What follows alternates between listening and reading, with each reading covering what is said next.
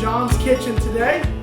Just kidding, we're in my living room. But we're going to prepare some pretty easy Passover communion style flatbread, unleavened bread. It's a real easy recipe. Basically 2 ingredients, flour and water.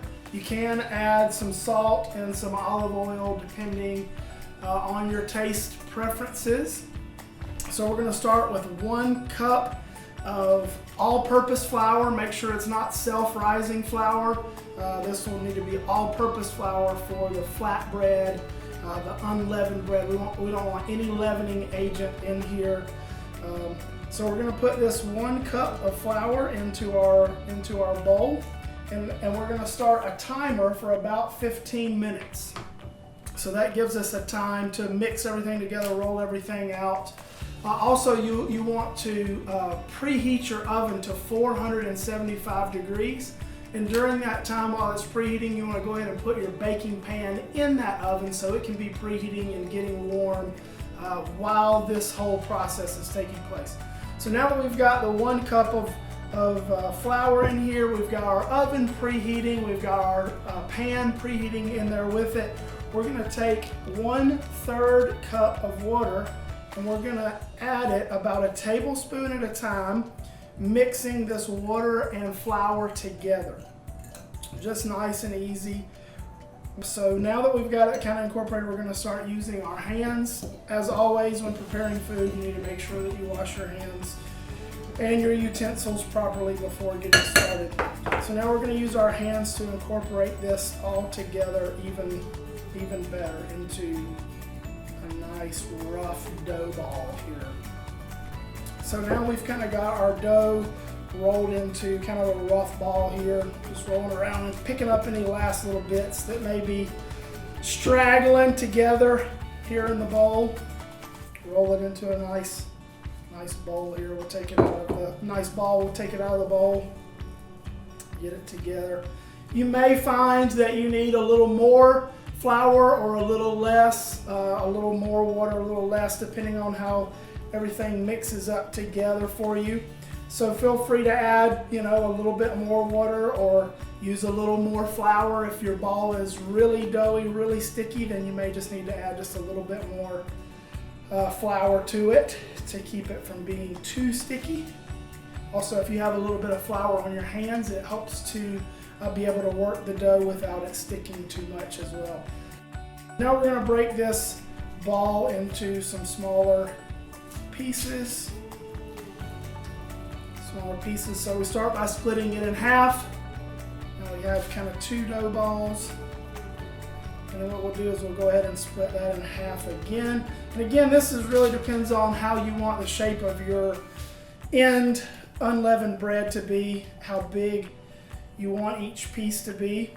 So obviously the more pieces you break it into and the thinner that you roll it, the smaller that finished product will be.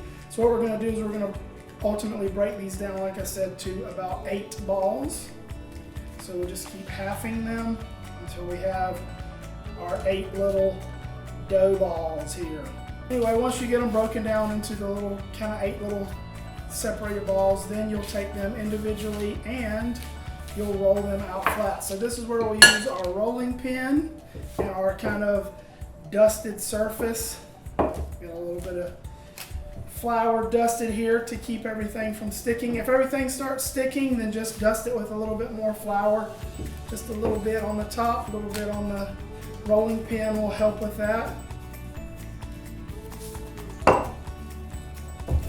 As I get this last one ready, I'm going to start using the fork to pierce them.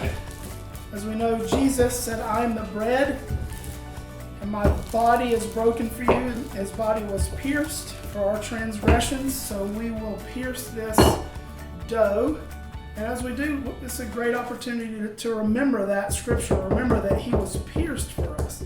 His body, his bread, if you would say, was pierced for our transgressions. So we're going to take each one of these little breads and we're going to pierce it about 25 times each. There's not necessarily a significance to that. It just helps if you want to count, if you're a counter, if you're somebody who likes to be precise and count things out. There's 25 for you. Just throwing that number out there for you to help you out. All right, how many times should I poke this bread? Should I pierce this bread, Pastor John? Well, 25.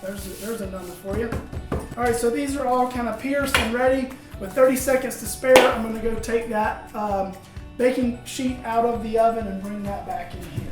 All right, so remember this baking pan is going to be really hot. It's been in the oven on 475 degrees. I'm not even sure if I have a big enough baking pan, but we're going to put these on here. Got these on there. We're going to put them in the oven, 475 degrees.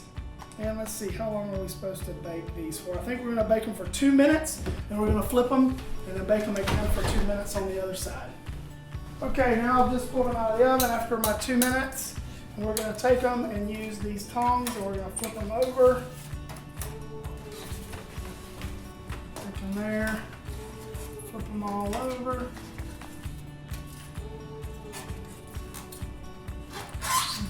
Remember, this pan is going to be really hot, 475 degrees.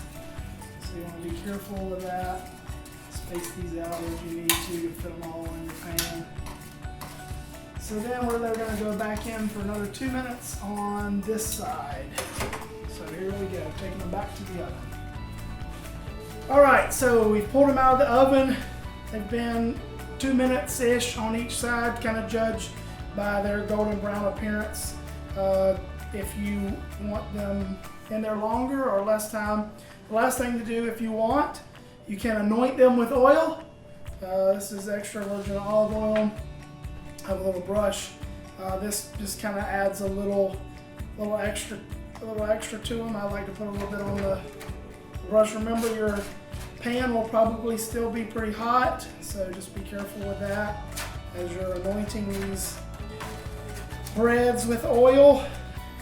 So now that we've got that on there, we can take and if you want to measure out kind of how much salt you want to go across on each one, just sprinkle it across. The higher you go, the higher you raise your salt, the more it distributes evenly across your matzah, and you'll get a more even distribution. And then it's ready to go. Let it cool off and serve it to your family. Have communion together. Have Passover together. I'm going to use a little tray here to kind of raise these up so you can see as they slide towards each other.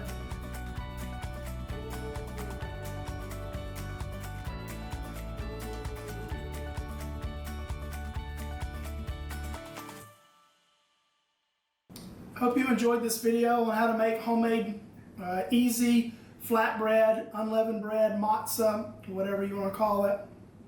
It's a great way to spend some time with your family over Passover, and let this be a time that you cook together as a family. Roll these out, do these things together as a family, and talk about the connection between the Old Testament Passover and the New Testament Last Supper with Jesus as he's celebrating that last meal with his disciples together.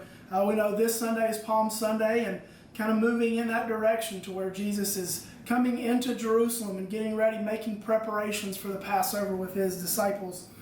And so hope you enjoyed this. Maybe you're doing a keto diet. I'll put a link below for a more keto friendly flatbread, unleavened bread recipe that you could use as well. And I'll link the recipe here from All Recipes in the description section below this video. Hope you enjoyed it. Have a great Passover.